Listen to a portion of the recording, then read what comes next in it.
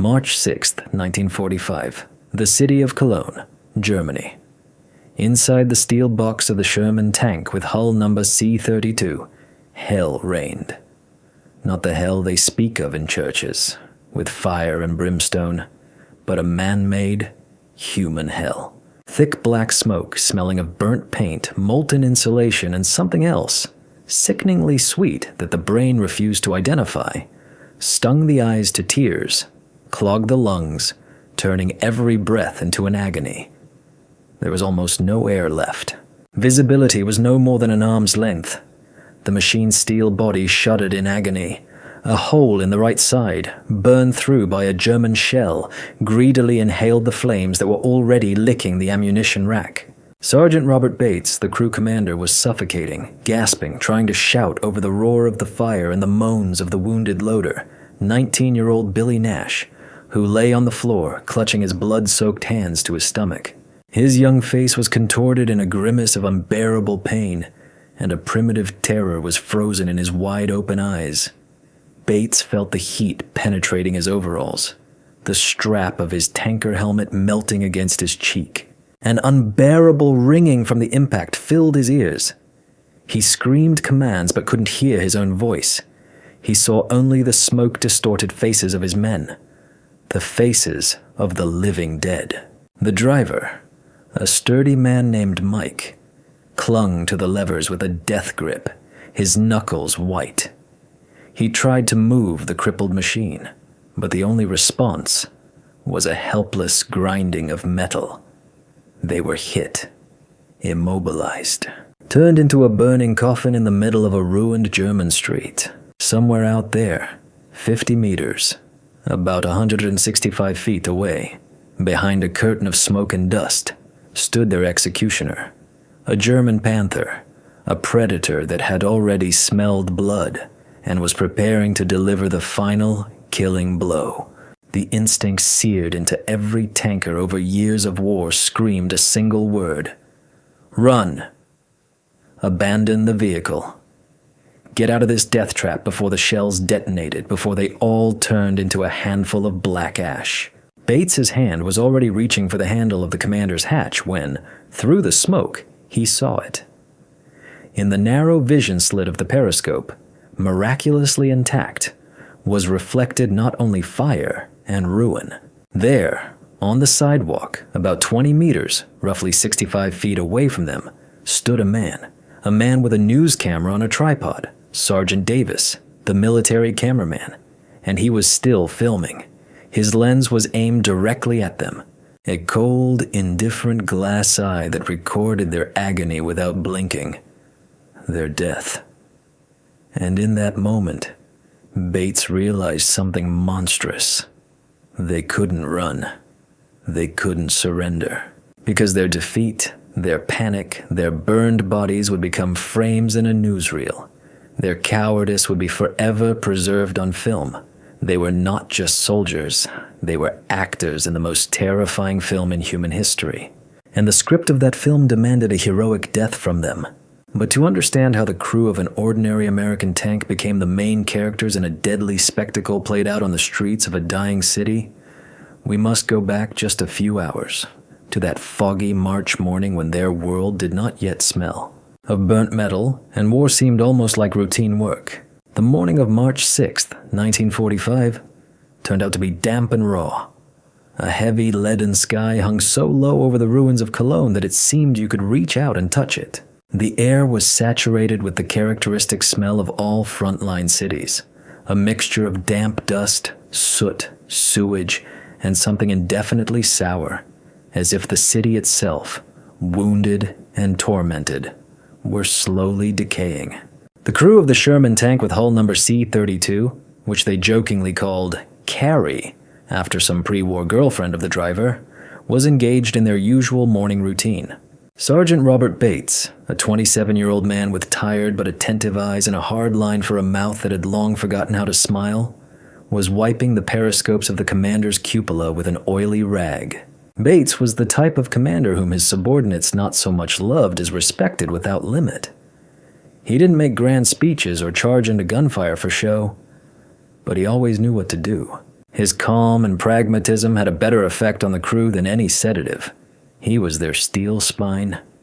Next to him, on the armor, sat the gunner, Clarence Smoyer, a slender guy from Ohio who, at 22, looked a full 30. His face was almost always imperturbable, his movements slow and precise like a watchmaker's. But behind this calm hid one of the best gunners in the battalion. His eye was as precise as a surgical instrument, and his hands seemed to be a direct extension of the cannon. He didn't talk much, preferring to let his 76mm cannon speak for him. Down below, by the tracks, the driver, Mike Coleman, a broad-shouldered, good-natured Texan who adored his machine and was constantly tightening, lubricating, and cleaning something on it, grumbled to himself about the soft European terrain. The loader, Billy Nash, the youngest of the crew at just 19, with the flush of youth still on his cheeks, was trying to light a damp cigarette, sheltering from the wind behind the tank's hull. And there was a fifth, the radio operator, John Professor Haley, who was inside at that moment, sorting through his maps and muttering something about streets that no longer existed on the face of the earth. And next to them, creating a certain dissonance in this picture of military life, stood Sergeant Davis from the newsreel unit. He was short, fussy, and held his Bell and Howell camera as if it were the most precious treasure in the world. He had been assigned to their company the previous evening with the task of filming heroic footage of the liberation of the ancient German city. For the tankers, his presence was more of an annoying factor. They posed with forced smiles while Davis chose his angles, asking them to strike more courageous poses. Boys, imagine you're heroes. Your children and grandchildren will watch this footage, he said with an enthusiasm that seemed completely out of place here, among the ruins. Bates silently endured this intrusion into their closed world. He understood that war was not only about battles and death, but also about propaganda. A movie for those who stayed home. But he was unnerved by that cold, all-seeing lens, as if a stranger were brazenly peering right into their souls. They were used to the whistle of bullets, the roar of explosions, but they could not get used to the quiet whir of the movie camera.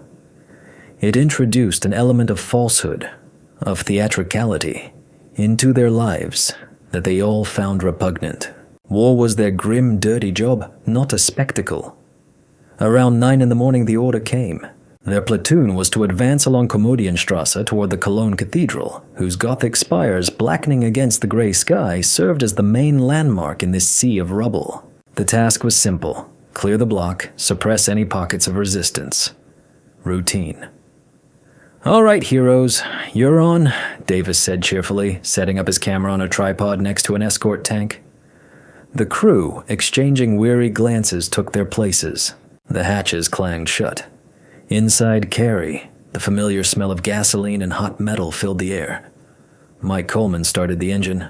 The motor coughed once, twice, and then roared to life, filling the cramped space of the fighting compartment with a steady, calming vibration. Bates checked on his men over the intercom. "Everyone get ready. We're moving slow. John, keep an eye on the infantry. Clarence, the whole street is yours. Forward, Mike." "Yes, Sergeant," came the reply in his headphones. The tank shuddered and, with its tracks clanking over the cobblestones littered with broken bricks and glass, slowly crawled forward into the unknown. They did not yet know that in a few minutes their routine job would turn into a duel with death, and the sound they would hear would not be the thud of an enemy shell against their armor, but the impact of their own fate against the cold, merciless lens of history. The Sherman moved slowly, almost stealthily, down Komödienstrasse. It was less a street and more a corridor carved through mountains of rubble and the skeletons of burned-out cars. On both sides rose the skeletons of buildings with empty eye sockets for windows, from which it seemed the ghosts of former residents were watching them. The silence was oppressive, unnatural. It pressed on the eardrums more heavily than the roar of a cannonade. Every crew member became an extension of his eyes and ears, trying to spot the slightest movement, the slightest hint of an ambush in this chaos of ruins. Sergeant Bates, leaning out of the commander's hatch to his waist, scanned the upper floors and roofs. Clarence Smoyer, glued to his sight, methodically scanned the street ahead, his fingers resting on the traverse and elevation controls, ready to bring the steel monster to life at any moment. Mike drove the tank smoothly, without jerks, as if afraid to awaken a beast sleeping in these ruins. The infantry covering their flanks moved in short dashes from wall to wall, their faces tense to the limit. In this silence, the clatter of the Sherman's tracks seemed deafening. It echoed off the destroyed walls, as if warning everyone in the area. "We are coming." They had driven about 100 meters, or 110 yards, when an intersection appeared ahead. A wide square, in the center of which lay an overturned tram, resembling the skeleton of a prehistoric animal. And somewhere there, beyond that square, rose the massive spires of the cathedral. The goal was close. Too close, and too quiet. "Stop, Mike," Bates commanded over the intercom. The tank froze. "What is it, Sergeant?" asked Smoyer, not taking his eyes from the sight. "I don't like this square. Too open." "John, get the infantry on the horn. Have them take a look around." But he didn't get to finish. At that moment, from around the corner of a building on the right, about 150 meters, roughly 165 yards from them, it crawled out, slowly, inexorably, like a nightmare. A Panther. A German PZKPFW-V Panther tank. The long barrel of its 75mm gun was aimed right at them. Its low-slung, predatory silhouette against the backdrop of the ruins seemed to be the embodiment of war itself. Ruthless, efficient, and deadly. For a moment, a dead silence fell inside the Sherman. 5 men froze like rabbits caught in the gaze of a python. The brain refused to believe what the eyes were seeing. This wasn't just an enemy tank. This was their worst nightmare. A Sherman, for all its advantages, was practically defenseless against the Panther's frontal armor. They were hunters who had suddenly realized they had become the prey. Smoyer was the first to snap out of it. "Target spotted! Panther! Range 150!" His voice was even, almost emotionless, but there was a metallic edge to it. "Loader! Armor piercing!" Bates roared, diving inside the tank and slamming the hatch behind him. The thud of the closing hatch sounded like a hammer striking an anvil. Billy Nash, overcoming his stupor, frantically rammed a 13-kilogram, nearly 29-pound shell into the cannon's breech. "Up!" he cried out, his voice cracking with tension. But they were too late. A bright point of fire flashed on the Panther's muzzle, a moment that stretched into an eternity. They didn't hear the shot. They felt it with their whole bodies. The shell screamed past their turret by mere inches with a deafening howl, like metal being sawn in half, and slammed into the wall of the building behind them. Tons of brick and concrete collapsed into the street with a roar that deafened them. The Sherman was rocked by the blast wave. Everything inside rattled and dust rained down from the ceiling. For a few seconds, the crew sat in complete shock, stunned and blinded. They were alive. For now. The German gunner had missed. But that miss was more terrifying than a direct hit. It shattered the last of their composure, their professional confidence. It tore the masks of soldiers from them and showed their true faces, the faces of mortally terrified boys, trapped in a steel box under the gun of a superior enemy. At that moment, Bates saw through the periscope how the cameraman, Davis, who had been filming their advance the whole time, sharply swung his camera toward the Panther and then aimed it back at them. The show had begun, and they were playing the starring role. "Back, Mike! Back, for God's sake! Around the corner!" Bates's voice broke into a rasp.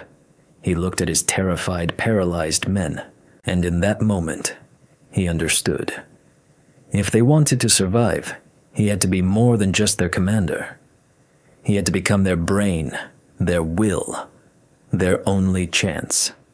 The first few seconds after the Panther's miss were pure, unadulterated chaos. Panic, sticky and cold, flooded the Sherman, filling every inch of space, displacing the air and reason. Billy Nash, the loader, pressed himself into his corner, his face as white as chalk. He was muttering something incoherent, fragments of a prayer. The radio operator, Haley, was frantically trying to call headquarters, but his fingers kept missing the buttons and his voice trembled. Even the imperturbable Mike Coleman at the controls succumbed to the general mood. His first instinct was to slam the gas pedal to the floor and tear backward. Anywhere. Just to get away from that terrifying staring barrel. But the tank stood still. It hadn't received a command yet, and that delay, those precious moments, became their salvation. Sergeant Bates's voice, sharp as a whip crack, tore through the veil of stupor. "Back, Mike! Back, for God's sake! Around the corner!" Smoothly. It wasn't just a command. It was a jolt of electricity that brought the crew back to life. Mike, startled, shifted into reverse. The Sherman jerked and with its engine roaring slowly rolled backward, hiding behind the saving corner of the building they had just emerged from. "Smoyer, keep it in your sights." "Don't lose it!" Bates continued to shout, his mind working with feverish speed, analyzing the situation. A head-on duel was suicide. Their armor-piercing shell would most likely just bounce off the Panther's sloped armor, especially at this distance. But a return shot from the German cannon would turn their Sherman into a sieve. Retreating and abandoning the infantry was not an option. They would be caught in a crossfire. There was only one way out. Force the Predator to play by their rules. Use the narrow streets, this labyrinth of ruins, as their main weapon. They took cover around the corner. Silence fell again, but this time it was different. It was filled with anticipation. All they could hear was the pounding of their own hearts and the heavy, ragged breathing of one another. "Nash, get a grip!" Bates shook the loader by the shoulder. "I need shells, not prayers. High explosive now." The idea had formed in his head instantly, desperate and risky. He couldn't penetrate the Panther head-on, but he could blind it. "Up!" Nash reported, his voice still trembling, but with a note of discipline returning to it. Bates contacted the infantry squad leader who had taken cover in the ruins opposite. "Falcon 1, this is Carey. We have a cat in the square. Pin it down. Don't let it pop its head out. We're going to try to flank it." A crackling voice came in reply. "Roger that, Carey. We'll do our best." Bates switched to the internal comms. His voice was now calm and confident, as if they were on a training exercise and not in a death trap. This calm was his greatest weapon against panic. "Listen up, everyone. Here's the plan. Mike, on my command, you're gonna poke the nose of the tank out for half a second so Smoyer can get a shot off, then immediately back up. Smoyer, your target is not the tank. Your target is the building next to it. Aim for the wall, a little high. We need to shower them with shrapnel and dust. Blind them. Buy us some time. Understood?" "Understood, Sergeant," Smoyer replied. His breathing had evened out. He was once again who he was, a cold-blooded professional. "And then, Mike, we move. Not back. Forward, down this little street to the left. It's narrow. The Panther won't be able to follow us. We're going to hit its flank." It was an almost insane plan. It required perfect coordination, nerves of steel, and incredible luck. But it was a plan. And a plan is what separates a soldier from a victim. At that moment, Bates established a new order in his steel box. Not the order of the regulations, but the order of survival. He became their single-minded central nervous system. And they became his hands, his legs, and his eyes. The oxygen in their lungs felt like it was running out. They were on the edge. And just then, through the static in his headphones, Bates heard a voice that was both a salvation and a curse. It was the cameraman, Davis, who had apparently tuned into their frequency. "Carey, come in. Incredible footage. Hold on, boys. All of America will be watching you." And Bates knew they could no longer just survive. They had to win. Bates's plan was simple in its genius and its madness. It was like a desperate gambler's throw, betting everything on a single card. In this plan, the unexpected weapon was not some clever mechanism or secret technology, but the very geography of the ruined city. The Sherman, being lighter and more maneuverable, was to use the narrow streets that were impassable for the cumbersome Panther. They had to turn their weakness, their thin armor, into an advantage, forcing the enemy to chase them through a stone labyrinth. "Mike, get ready. On my command." Bates's voice was as calm as a surgeon's before a complex operation. "Smoyer, you see the target?" "Affirmative, Sergeant. Top floor, left window," the gunner reported. He was no longer thinking about death. In his world, only the crosshairs and the target remained. At that moment, somewhere ahead, the machine guns and rifles of the infantry opened up. That was the signal. "Go, Mike! Forward!" Coleman yanked the lever. For a brief moment, the tank poked its nose out from behind cover, exposing its frontal armor to a potential hit. A second that felt like an eternity. "Fire!" Bates yelled. The Sherman's cannon roared, and the fighting compartment filled with the acrid smell of gunpowder. In that same instant, Mike pulled the lever back. The tank jerked and hid back behind the corner. They had made it. A fraction of a second later, a German shell struck the spot where they had just been. The explosion was deafening. Shrapnel and brick dust drummed against the hull like hail. But they were unharmed, and their high-explosive shell had done its job. It detonated on the facade of the building next to the Panther, throwing up a gigantic cloud of dust, smoke, and fine debris. For several dozen seconds, the German tank was effectively blinded. "It worked," Bates breathed out. "Mike, forward! Into the alley on the left! Go! Go! Go!" The Sherman shot forward and dived into the narrow alley, its tracks nearly scraping the walls of the houses. They raced through this stone corridor, weaving between craters and rubble. It was their first victory. A small tactical one, but incredibly important for their morale. They had outsmarted the enemy. They had forced him into their game. A feverish excitement took hold of the crew. Even Billy Nash seemed to have forgotten his fear and was already preparing the next armor-piercing round. They burst out onto a parallel street.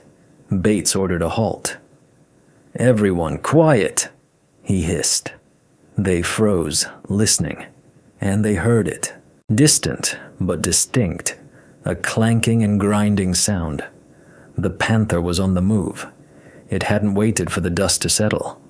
The German commander had obviously figured out their maneuver and was moving to cut them off, trying to intercept them. The Predator was not only strong, but also smart. The game continued. "They're heading for the next intersection," Bates growled, peering at the map Haley held in his trembling hands. "We have to get there first."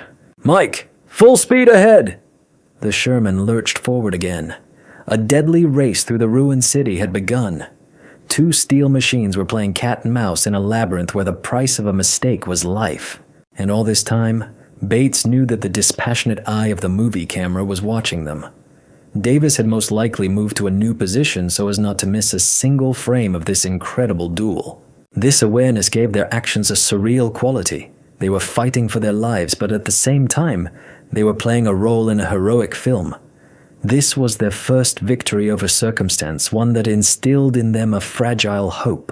But they did not yet know that their maneuver had attracted the attention of more than just the German tank. It had attracted the attention of fate itself, which was already preparing their next, far more terrible trial. Inside the Sherman, a microcosm had formed, its own small empire with strict and unshakable laws. Time compressed into Bates's short, sharp commands and the crew's crisp, shot-like reports. Space shrank to a cramped steel box, saturated with the smells of war. Their world consisted of the clang of metal, the roar of the engine, the crackle in the headphones, and tense anticipation. Everyone knew his role. Every movement was honed to automaticity. Bates was the brain of this empire. He looked not only through the periscope but also at the map, trying to anticipate the enemy's actions, to calculate his route 2 steps ahead. He had become a chess master playing the most important game of his life. Smoyer was the eyes and the sting. His world had narrowed to the eyepiece of his sight. He had merged with his gun, becoming its living extension. Mike was the muscles. His hands and feet had become inseparable from the levers and pedals. He felt the tank as his own body, sensing every stone under the tracks. Nash and Haley were the circulatory system. One fed the cannon with shells, steel platelets carrying death. The other maintained communication with the outside world, with the infantry, who were their only support. They ceased to be 5 separate men.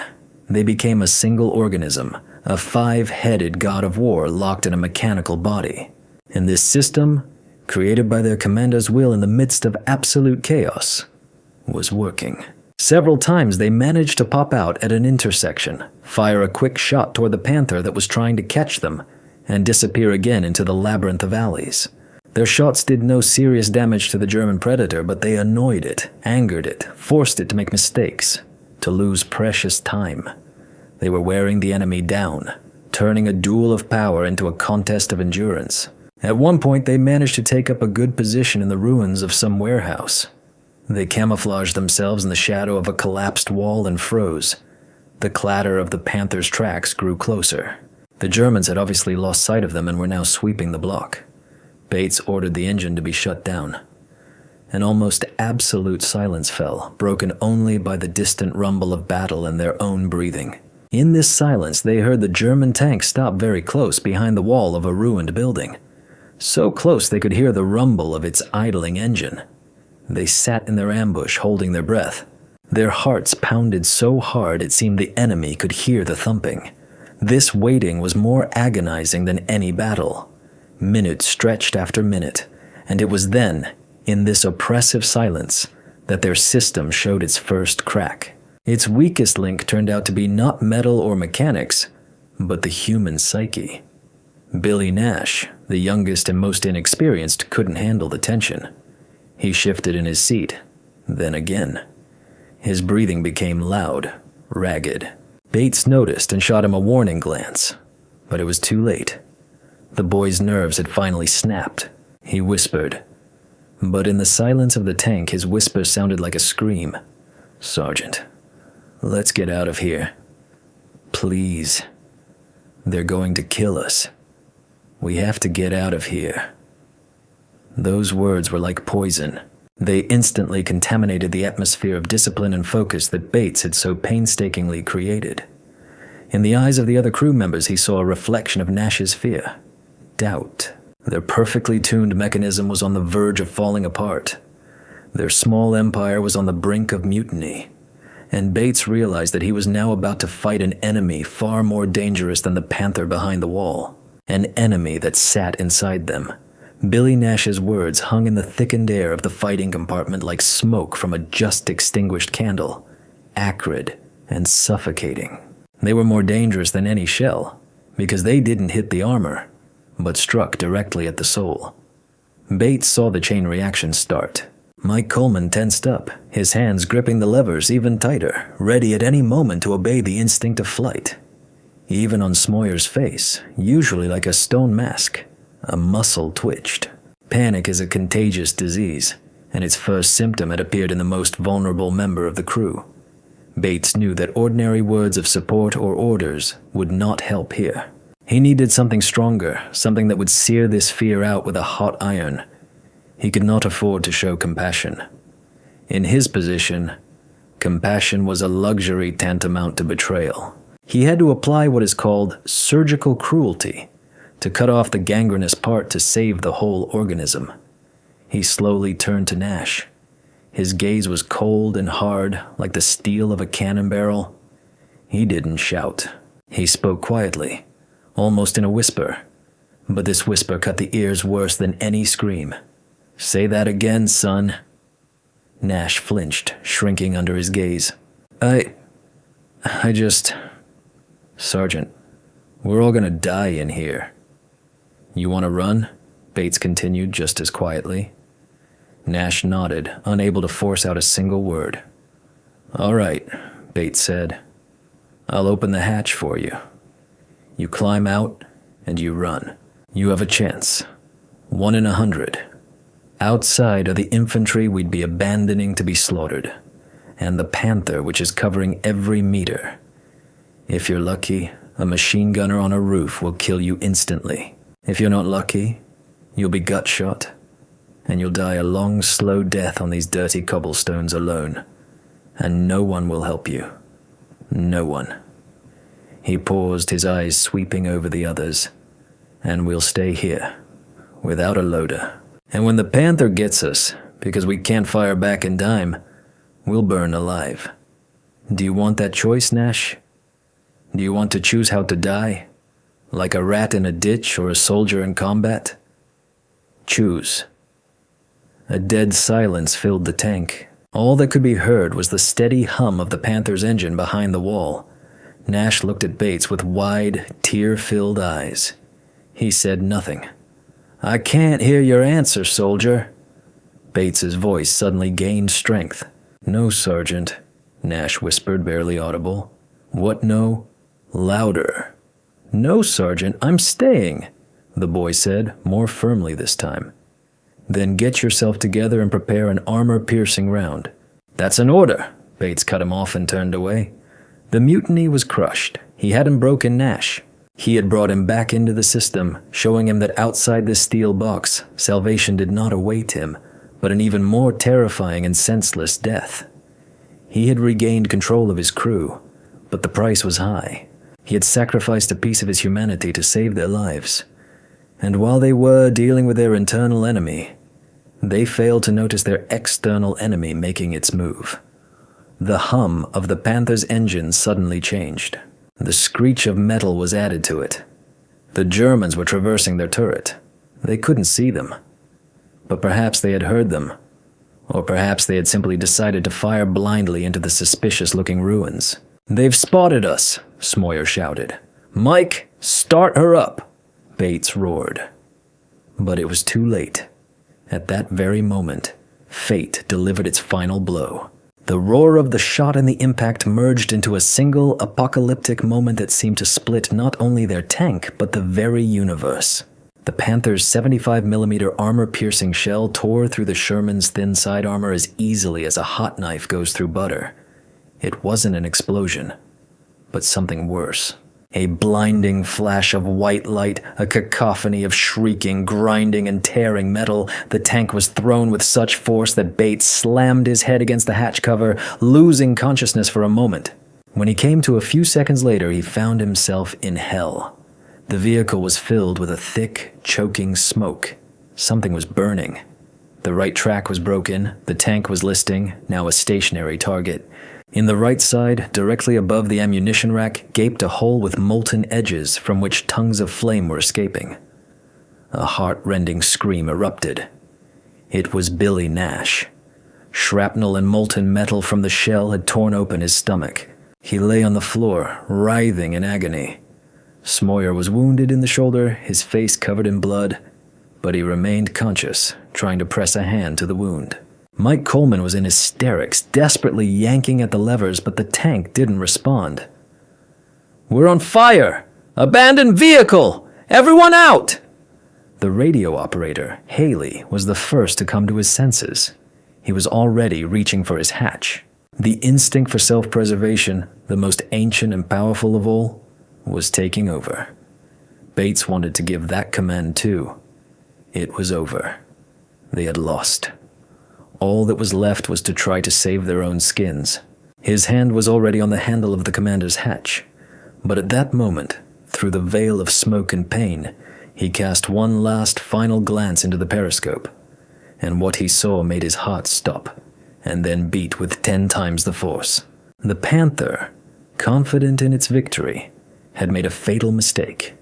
Its commander, probably assuming the Sherman was finished, had driven his tank out from behind cover into the open to finish off his victim.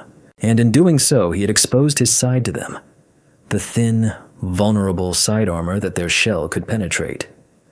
It was a chance. A 1 in a million chance. A gift from fate, wrapped in the fiery paper of their own agony.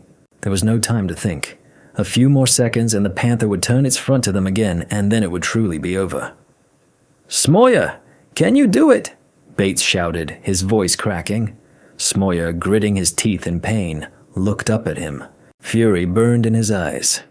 He nodded silently. "Haley, help him traverse. The turret's jammed. Turn it manually. Mike, don't move a muscle." "Nash, give me a shell!" Bates dragged the dying boy aside and, burning his hands, pulled the last armor-piercing round from the smoldering ammunition rack. With superhuman effort, he rammed it into the breech. "Up!" he gasped. Smoyer, fighting through the pain, pressed his eye to the sight. His right arm was practically useless, but his left hand had a death grip on the elevation wheel. Haley, forgetting about escape, cranked the turret's traverse wheel, slowly, millimeter by millimeter, aligning the crosshairs with the silhouette of the enemy tank. Their entire lives, all their desperation, all their will to live was concentrated in this single, final effort. And all this time, as Bates knew, somewhere out there, Sergeant Davis's camera continued to whir, dispassionately filming the final scene of their tragedy or their triumph. "Fire," Smoyer whispered, and pressed the trigger. The shot sounded muffled like a final heartbeat. For a moment there was an absolute ringing silence, and then they saw it. On the side of the Panther, just below the turret, a small, fiery flower bloomed. Their shell hit its mark precisely. It penetrated the armor and most likely struck the ammunition rack. The fiery flower on the Panther's side instantly turned into a gigantic torch. A column of black smoke and flames erupted from the open hatches. A second later, there was a dull thud, and then a deafening explosion that shook the ground. The German tank's turret was torn from its ring and thrown into the air like a toy. The Predator was dead. The duel was over. Inside the crippled Sherman, a deathly silence reigned for a few seconds, broken only by the crackle of burning equipment and the quiet moans of Billy Nash. The crew sat in a complete stupor, unable to believe what had happened. They had won. They had survived. The euphoria of salvation, however, was short-lived. It was immediately replaced by the awareness of their own situation. Their tank was still on fire, the smoke growing thicker. "Out. Everyone out," Bates rasped. He was the first to throw open his hatch and tumble out onto the armor, greedily gulping the fresh, though soot-filled air. The others followed. Mike and Haley, coughing and choking, pulled the wounded Smoyer out. Then, together, with great difficulty, they dragged Billy Nash's body outside. He was still alive, but his breathing was barely audible, and his eyes gazed at the gray sky with an already unearthly calm. They climbed down to the cobblestones and dragged the wounded behind the skeleton of a burned-out car. They stood there, 4 men, black with soot, in torn, scorched overalls, shell-shocked, wounded, but alive. They looked at the 2 smoldering tanks, theirs and the enemy's, 2 steel monuments erected in honor of their insane duel. And at that moment, Sergeant Davis ran up to them. His camera was still whirring. He filmed their faces, their wounds, their tired, empty eyes against the backdrop of the burning Panther. "My God, boys. My God, this is incredible. You're heroes. Real heroes," he muttered, his face glowing with professional delight. But the tankers weren't looking at him. They were looking at each other. They weren't heroes. They were survivors. And the difference was colossal. Soon, infantrymen and medics arrived. Nash and Smoyer were carried away on stretchers. Billy Nash died 20 minutes later without regaining consciousness. Their incredible battle, captured on film, instantly became a sensation. The footage shot by Davis flew through every movie theater in the United States. It was shown before every feature film. Newspapers blared with headlines, "Heroes of Cologne," "David versus Goliath," "American Sherman destroys German Panther." Sergeant Bates and his crew became national celebrities. But for them, this salvation turned into a new, invisible prison. They were summoned to headquarters, long, grueling interrogations. Officers from the propaganda department questioned them about every detail of the battle, but they were not interested in tactical subtleties, but in emotions, heroic phrases that no one had uttered. They tried to force their terrifying, dirty experience into the Procrustean bed of patriotic myth. The story they told did not satisfy the staff officers. It was too real, too brutal. It had room for panic, doubt, a commander's cruelty. It didn't fit the script of A Perfect Feat, therefore the official version was different. In it, the Sherman crew was portrayed as a band of fearless knights who, from the first second, coolly accepted the fight and crushed the enemy with the strength of their spirit. The film that was meant to be a testament to their feat became its distorted reflection. They looked at the screen and did not recognize themselves. They saw some ideal soldiers, puppets, who had nothing in common with the mortally terrified but unbroken men they had been that day. Their feat was stolen, polished, and put on public display. And their real story, the story of fear and choice, of cruelty and salvation, was buried under a thick layer of propaganda. The system had delivered its verdict. Their feat was too inconvenient to be true. Instead of medals, they received an order to disband the crew and a non-disclosure agreement. Their brotherhood, forged in fire, was destroyed. Their bravery was buried alive.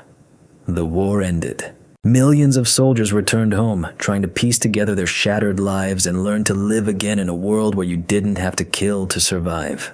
The fates of the surviving members of Tank C-32's crew turned out differently, but that battle left its unhealing scar on each of them.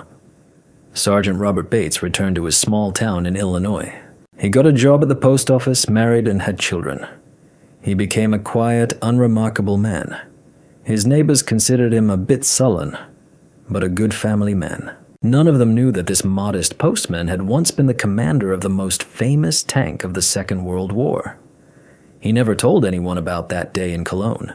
He buried that story so deep inside himself that it seemed he had forgotten it himself. But every night in his dreams, he returned again and again to the burning Sherman, again screamed commands, again looked into the eyes of the dying Billy Nash.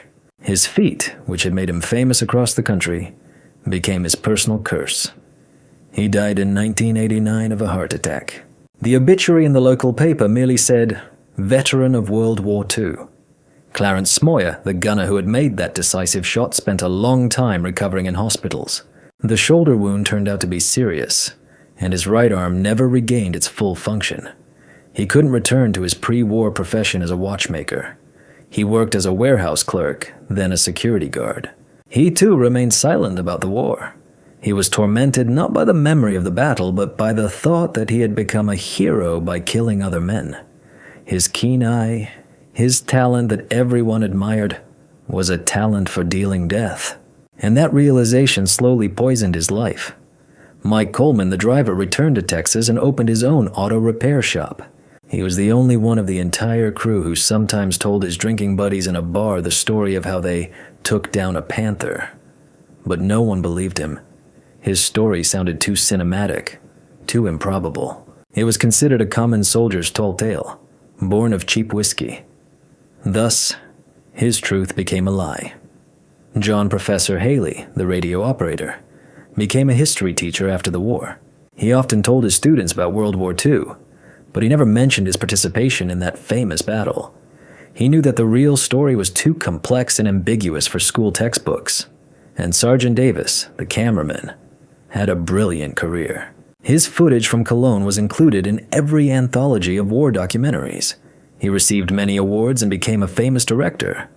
But until the end of his days, he felt like an imposter. He knew that his fame was built on someone else's blood, on someone else's fear, and on someone else's death. He was merely a witness who had sold someone else's tragedy. And so their stories ended. The stories of men who survived against the script written for them by war. Their feat, captured on film, granted them immortality in the frames of a newsreel, but it robbed them of the right to their own memory. They became prisoners of their own legend. They were buried in different cemeteries, in different states. But, as it was later told, on the day of their deaths, on the screen of some small cinema in the middle of nowhere, the film of an old war newsreel would inevitably tear. The very one where their tank, their carry, went on its final attack. Official history as we know is written by the victors, and it rarely leaves room for inconvenient details for fear, doubt, and moral ambiguity. The story of Sherman C-32's crew was too human to become part of the grand patriotic myth, so it was polished, sanitized, and turned into a pretty picture for newsreels. The names of the real heroes gradually faded from memory, dissolved in time, like the thousands of other soldiers whose deeds were not captured by a camera lens. But true memory does not live in archives or official reports. It lives in legends. And the story of the Cologne duel became a legend. Among the American tankers who fought in Europe, a tale circulated for a long time about one enchanted Sherman crew. It was said that they had made a deal with the devil himself, who had appeared to them in the guise of a cameraman. He promised them immortality in exchange for their souls and their truth. And they agreed. It was said that their tank would not burn or sink and its shells could penetrate any armor. Others claimed that the commander of that crew was not a man, but a golem created for war, who led his men into battle with a cold, inhuman determination. This story was passed from mouth to mouth, acquiring more and more details. It became part of soldier folklore, of trench mythology. It no longer contained real people, Robert Bates, Clarence Smoyer, Billy Nash. It contained mythical heroes, symbols of indomitable spirit, and a soldier's luck. And perhaps this is the most just form of memory, because a legend, unlike an official chronicle, preserves not the letter, but the spirit of an event. It preserves what was most important in that story. A desperate will to live that proves stronger than the most perfect weapon, and the power of the human spirit, capable of working miracles even when it seemed all was lost. This story is not just a chronicle of one battle.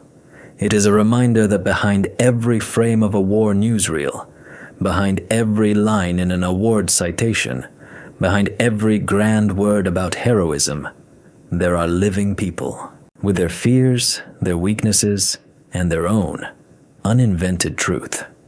And the greatest feat is not to defeat the enemy, but to survive the hell of war, and in doing so, remain human.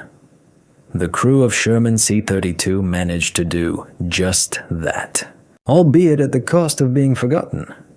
Their real victory was not in destroying an enemy tank, it was in surviving against the script. Write in the comments what you think about this story. Do you think their struggle was worth such sacrifices? And can a man who is forced to use cruelty to save his people be considered a hero? Subscribe to the channel so you don't miss other forgotten pages of history, in which the human spirit proves stronger than the most terrible trials.